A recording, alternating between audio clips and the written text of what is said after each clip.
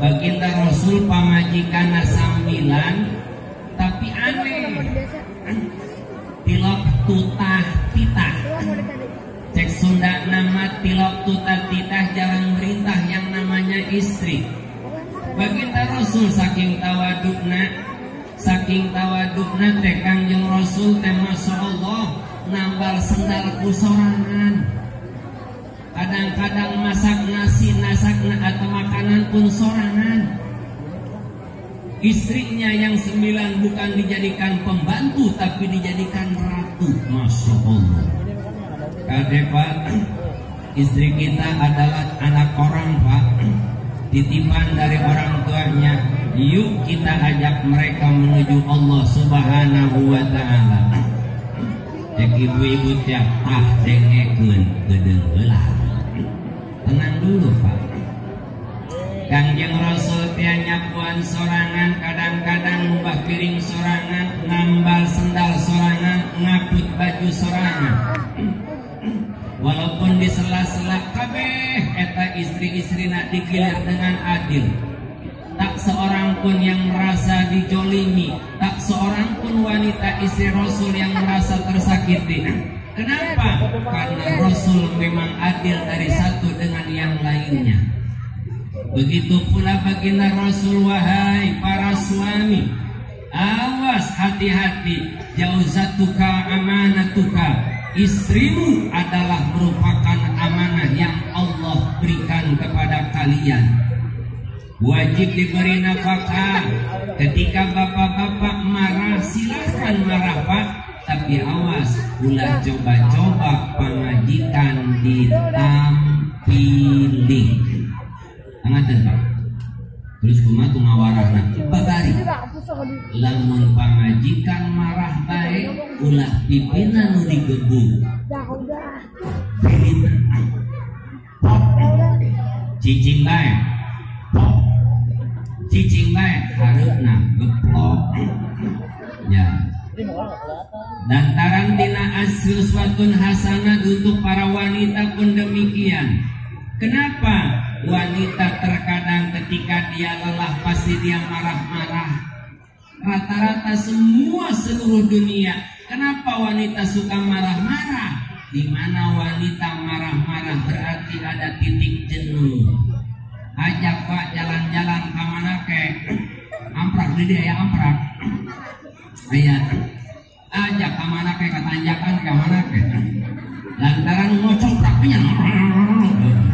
Berarti dia itu marah-marah. Di mana marah-marah ayat titik capek ternyata si wanita kurang kudu nama dulu. Geus teu paruh ieu ceramah ge nya. Berat. Kembali kepada judul penguatan geus sholawatan lanturan supaya mudah-mudahan salahna bagus amin. Biasanya gitu, biasanya lamun salon ada diketuk-ketuk berarti berat ya. Assalatu ala nabi wassalamun ala rasul as-sabil abtahi wa muhammad arabi. Assalatu ala wassalamun ala rasul as-sabi'il abtahi wa muhammad arabi. Dicaritakeun Kangjeng Rasul tiadi diriwayatkeun adalah uswatun hasanah. Kahiji Kangjeng Rasul tak pernah punya dendam. Yang kedua baginda Rasul Raufur Rahim. Baginda Rasul itu punya sifat harisun alaikum bil mu'minina Raufur Rahim. Jackson dari tadi dong bro. Aduh. Ini marata gede, enakan gede punya. Mik fitnah maksudnya. Diriwayatkan ieu sakadar contoh kasang urang. Bahasana Kangjeng Rasul sudah dulu terkadang kita banyak disakiti orang bu, yang padahal ketika orang menyakiti kita, ketika tidak dibalas, Allah akan membalas. Diriwayatkan kehebatan Kangjeng Rasul ketika dakwah ternyata tidak semulus yang kita kira, di mana dakwah aya tantangan, dakwah aya rintangan, kiai-kiai kuari makan menang, dakwah teh menang kuari mah datang disambut kurbana, disuguhan kopi, disuguhan cai herang, ngan tinggal susu doang canaya. Lain gitu. Tapi ketika baginda Rasul, masya Allah, ketika beliau datang ke masjid, masya Allah, bukan disambut dengan rebana, bukan disambut dengan suguhan, tapi baginda Rasul diriwayatkan dina waktu harita disuguhana ku lemparan batu dan lemparan kotoran-kotoran binatang. Sekali lewat sabar, dua kali terus, supaya baginda Rasul itu berbagai. Dalam satu waktu baginda Rasul bertanya-tanya, kenapa ini orang tidak ada yang melempari batu dan kotoran? Tanyalah ke sahabat, paya sahabat, siapa yang melempari batu? Amana ieu eueuh poe ieu ngalemparan batu. Harita langsung ditanyakan beritana, ternyata beliau sedang sakit ya Rasulullah. Langsung baginda Rasul pulang menuju rumahnya, mengambil makanan walaupun sedikit. Disampurkeun imahna bagin eta jelema anu sok ngalemparan batu teh. Assalamualaikum. Waalaikumsalam. Siapa di luar? Saya Muhammad Rasulullah. Waget modal aing asana ya.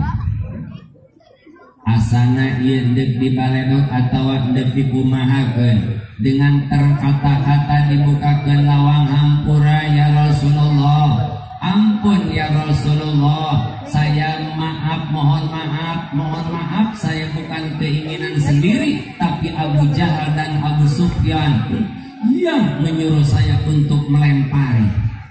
Baginda Rasul dengan tersenyum dan manis mengatakan, saya bukan ingin membalas dendam, tapi saya datang untuk menjenguk Anda, informasi Anda sedang kurang sehat. Masya Allah, dengan keluasan akhlakul Rasul, apa yang terjadi?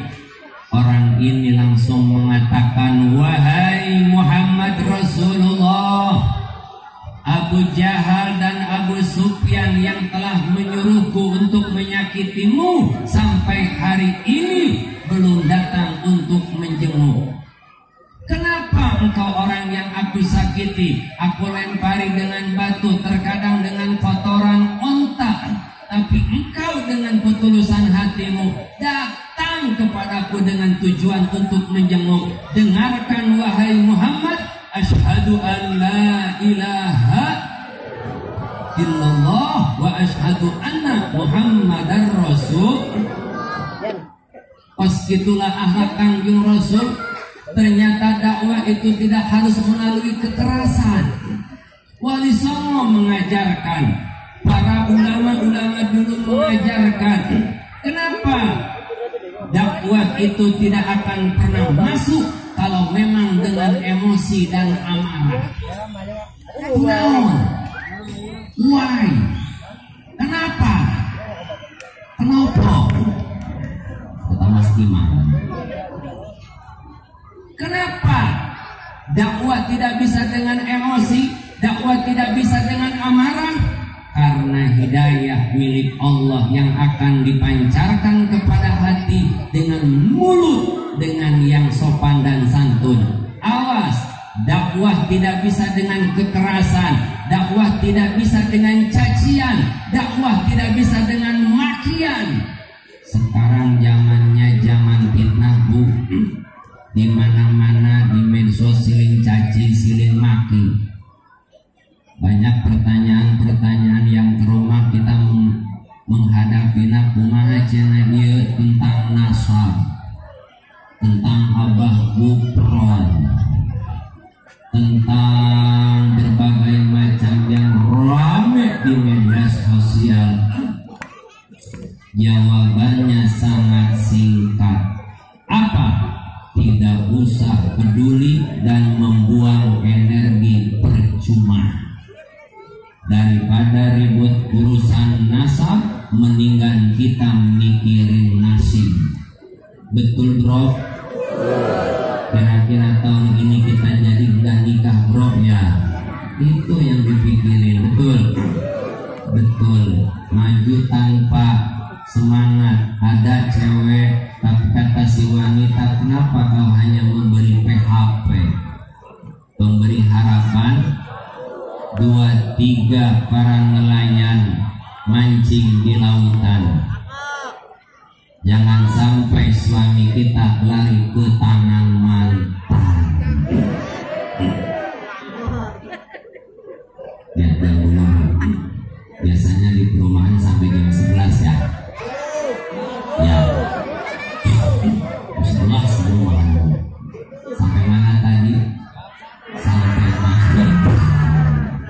Kadang-kadang mantan hadir menggoda kita. Ini bukan mantan. Oh, caci maki. Sampai caci maki sekarang rame nasab dan nasib. Terus gimana tuh Pak Ustaz?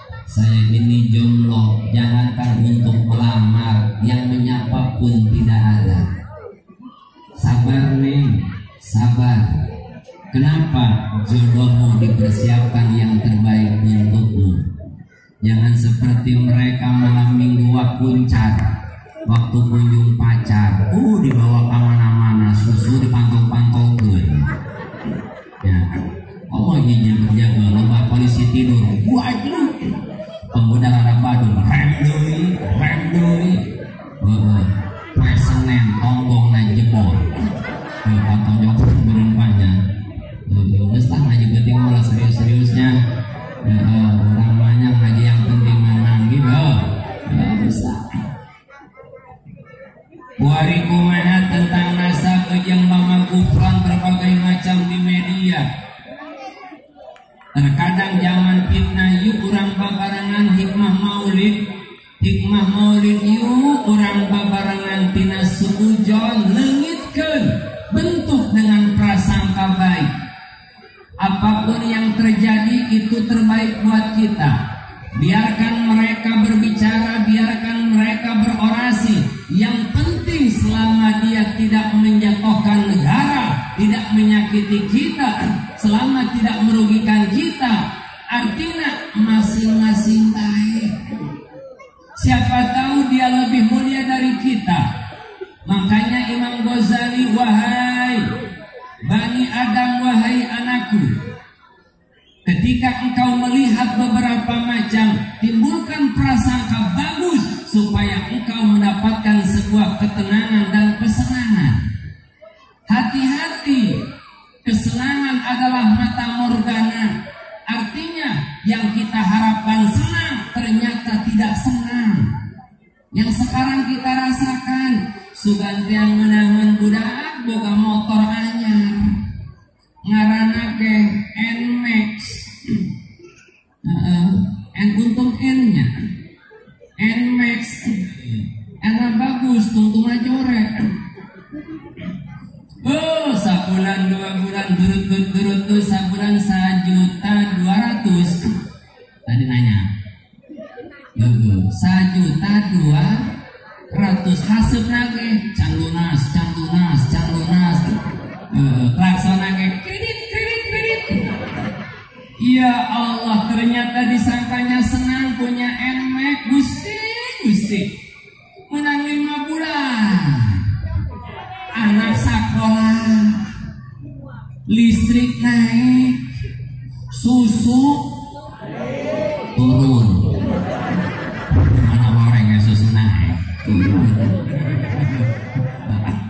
banyak